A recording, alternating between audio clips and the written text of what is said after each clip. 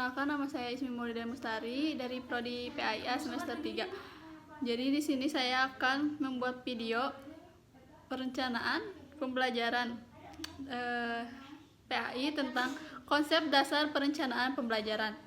Langsung ke pembahasannya. Di sini ada tujuan pembelajaran.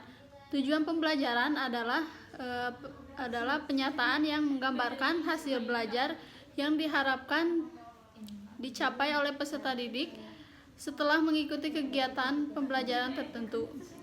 Tujuan pembelajaran dapat diartikan sebagai target atau sasaran yang ingin dicapai dalam proses pembelajaran.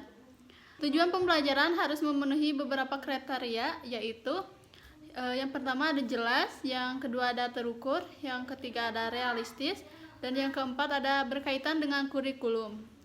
Tujuan pembelajaran dapat diklasifikasikan berdasarkan berbagai kriteria, antara lain yang pertama ada berdasarkan ranah kognitif.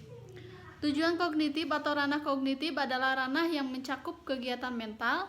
Terus ada pengetahuan, yang kedua ada pemahaman, yang ketiga ada penerapan, yang keempat ada analisis, yang kelima ada sintesis, yang keenam ada evaluasi, yang ketujuh ada berdasarkan ranah efektif.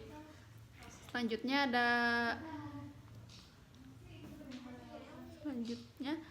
sebelum masuk kepada implementasi ranah efektif, kita akan melihat 5 karakteristik ranah efektif. Terdapat 5 karakteristik dari ranah efektif, antara lain yang pertama ada sikap. Menurut Saifuddin Azwar, sebagai suatu reaksi yang timbul dari seorang terhadap objek, dan kemudian reaksi tersebut dapat mendorong perilaku dengan cara-cara tertentu.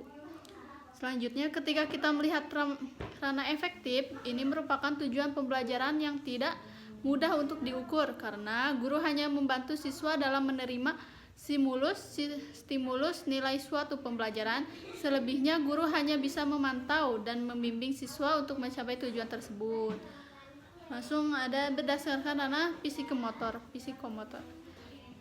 Domain psikomotor tercetus oleh pemikiran Simpson 1966 yang menyatakan bahwa kemampuan psikomotor berkaitan fisik, koordinasi, dan penggunaan bidang keterampilan motorik yang harus dilatih secara terus-menerus dan diukur dari segi kecepatan, presisi, jarak, prosedur, atau teknik dalam eksekusinya.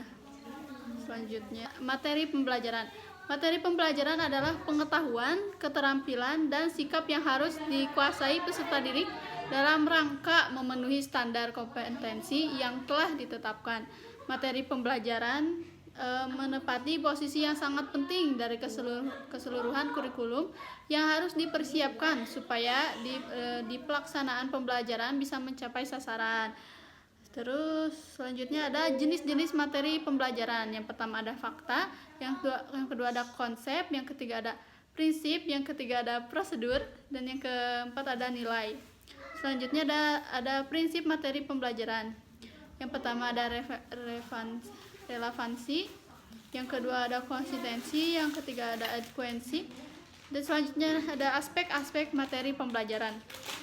Yang pertama ada aspek kognitif, yang kedua ada kecakupan atau memadainya, yang keempat ada metode pembelajaran. Adanya metode pembelajaran yang dapat pada dasarnya bertujuan untuk menciptakan kondisi pembelajaran yang sehingga siswa dapat belajar secara aktif dan menyenangkan, berdampak positif pada hasil belajar dan prestasi yang optimal. Ada beberapa metode pengajaran yang dikenal secara umum, antara lain yang pertama ada metode ceramah, yang kedua ada metode diskusi, yang ketiga ada metode eksperimen, yang keempat ada metode demonstrasi, dan yang kelima ada metode pemberian tugas, yang keenam ada metode sosiodrama, dan yang ketujuh ada metode drill, dan yang kedelapan ada metode kerja kelompok, yang kesembilan ada metode tanya jawab, yang kesepuluh ada metode proyek.